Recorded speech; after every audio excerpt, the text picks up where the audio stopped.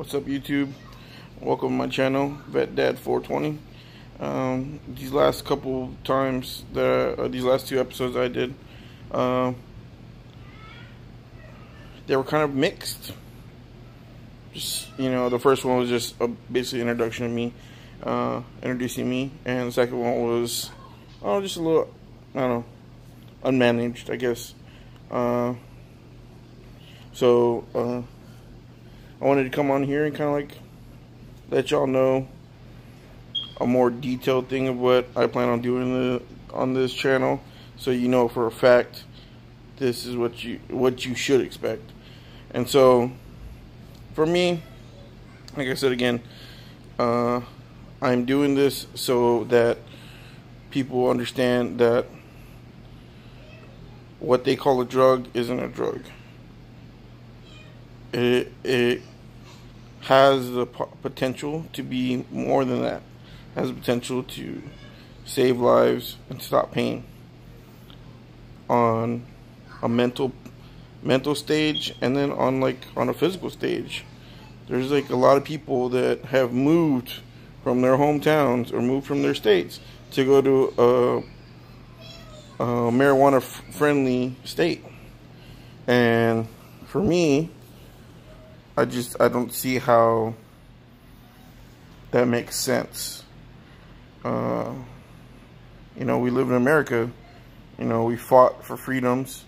We fought for people, whether it be the whole United States or just for a little bit of people. When I first got in the military, I want to be honest with you, I was literally doing it because my grandfather, my cousins, my great-grandfather, my grandfather, who was my father, he raised me. He was in it. His dad was in it. His uncles were in it. My uncles were in it. I have cousins that are in it. I have more cousins join up. My whole family, going back 4 generations, including me, have been in the military. Male, female, doesn't matter. Mostly males. But, I have a cousin right now. Her name's Caitlin. She's in the Air Force. She's doing great. I have another cousin that joined the Navy. I have plenty of family members that are military. And we all did something or started something for a reason. Me, I felt like it was my duty to do it for my family, and nobody's going to fight as hard for my family and for their security as me. And at the time, it was me and my brother. So I mean that's essentially why I got in. Was I perfect? No, hell no. Shit, I fucked up plenty of times, and there's a lot of times where I was really naive. Hindsight is, I'm 32 now, so I know all the shit that I did was stupid. I volunteered for a lot of things I probably shouldn't have, for my physical well-being that I'm suffering for now. I have friends that have been on like 5-6 deployments. I've known people that have been on deployments. I have only been on 2. I know people that have only been on 1. I know people that have been on like 3, 4, 5, 6. I know 2 people that stayed in the Middle East as a duty station. 1, so they can clear off all their debt, and 2, because they didn't like it at home anymore. Like, they enjoyed the constant knowing that there's danger right around the corner.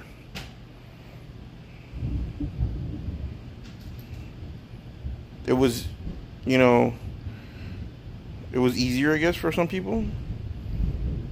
Not easier for others. For me, it made sense. It was pure. It was simple. I was there. I had to do my job. If I had to fight, I had to fight. If I didn't, I didn't. There was no questions onto what my mission was. And then to come home, where was the mission? Where was the purpose? And then when I got out, oh my God, the first 6 months was a fucking tailspin for me. My wife, I don't know. My wife almost left me. I guarantee it. I don't know for a fact, because she's always says that she's there for me and she loves me. But man, those first 6 months after I got out,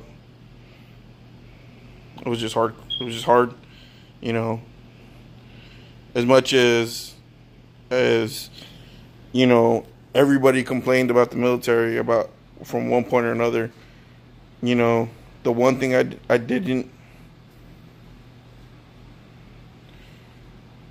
How can I say it? You know, okay, so how can I say it? Coming in on weekends was my favorite. Coming in on my off-duty time was my favorite. You know, doing shit like that when I wanted a break, I didn't like it. And yeah, I might have complained, but I didn't like it. But I never, in my head, or maybe verbally, I'm not sure, because I can't really remember a lot. But I don't think I ever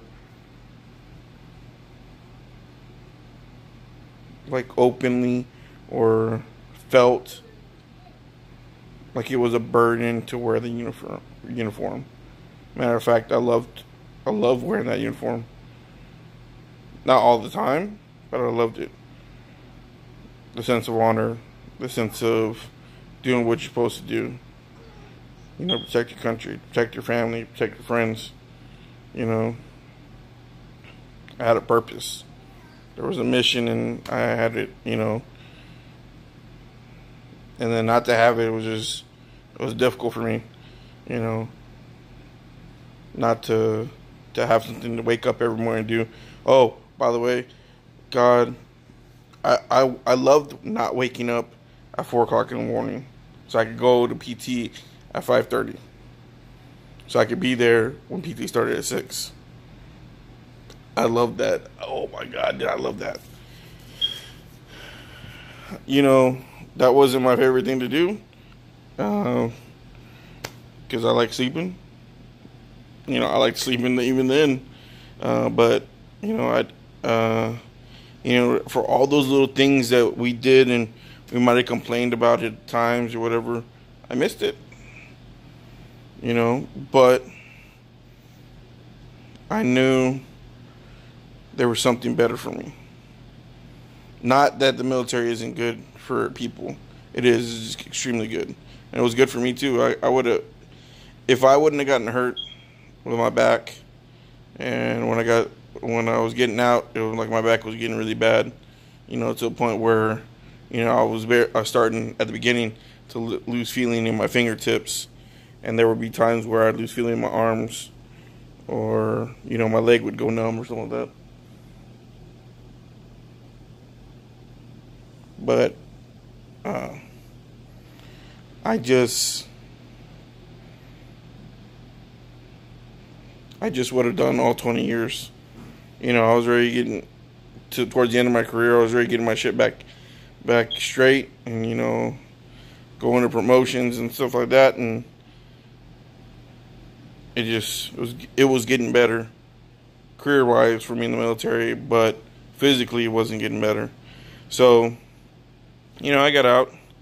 You know, I went to school for 2 years and to get certified as a diesel mechanic, and then like just I got into the oil field, and I got all into this, and I was making really good money, and I was feeling really happy about myself. But then there was a little voice behind that was messing with me. Sorry about that, guys. There's a rainstorm here around my house, and lights are flickering and all that stuff. But there was just a little voice back there, just talking to me and just saying,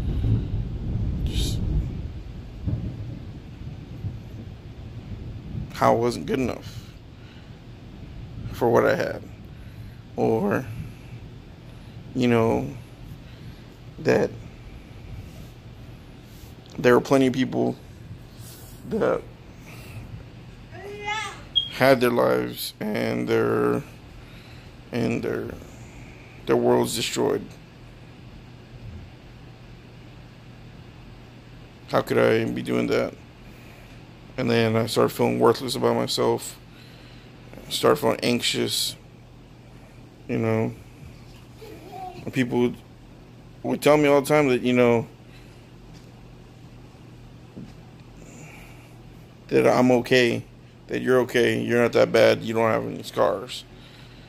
But all my shit was in my head. Besides my back and my knee, all my shit was in my head. You know, I got really good at being lost inside my own head. And then once it started fully manifesting, you know, my depression got as bad as it did. And, you know, my anxiety and my paranoia, it got really bad to a point where, you know, I let it affect everything about me. And then it started affecting my family. Then it started affecting my wife. Then it started affecting my kids. And I could see the poison I was putting into their lives.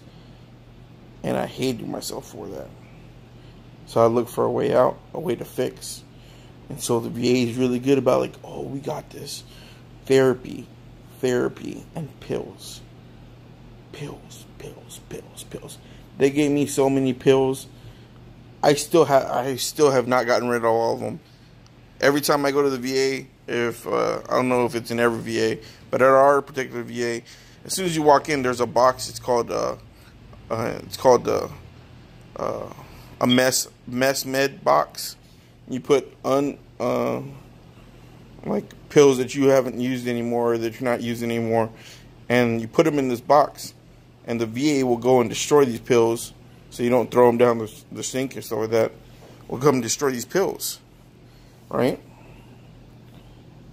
I have so many pills, I still haven't gotten rid of all of them, and I've stopped taking pills for over a year, and I still haven't gotten rid of all of them that the VA is giving me. So now that I'm exclusively smoking marijuana to take care of my mental disorders and to take care of my physical pain, you know, yesterday I was pretty good all day. I woke up with no pain, which was awesome yesterday. But anyways, my 5-year-old was asking about eggs, and I kind of got mad at him because I don't understand cooking for somebody whenever there's leftovers and you can nuke it. That's just me and my wife, whatever. Anyway, so I got upset, and then, really, dude, you're playing with the water. You were soaking wet. Okay, guys, I'm gonna have to cut this short because my 1-year-old just came, I'm guessing, from my bathroom and the tub, and he's soaking wet. Okay, so sorry about that, guys. Gotta cut it short. Life happens. Anyways, think about the pills. Think about things that can be better for you, right? And think about your life. You guys are not alone. All right? Vets, my vet friends, my brothers and sisters, you guys are not alone. And all of y'all, all you got to do is talk to me. I'm here. I might not have all the answers. I guarantee I don't have the answers. I mean, all the answers. But I've talked to myself enough about shit that's happened in my head and shit that I've seen that at least I can help you understand that it's not just you. And then the other thing is,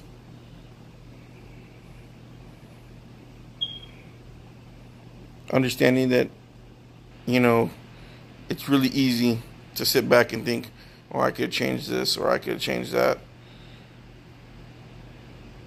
But that's hindsight. The moment's the moment. We did what we did. We felt what we felt. We decided what we decided really quick. The military is really good about teaching us plans, actions, giving us everything we need so we can have muscle memory, so everything comes out really fast. But they don't teach us how to deal with it afterwards, after it's all said and done. And the VA, all they know how to do is give you therapy and give you pills, hoping the pills will shut you up. And that's just my thought on that one. But anyways, I gotta go. Little kid needs me. Bye.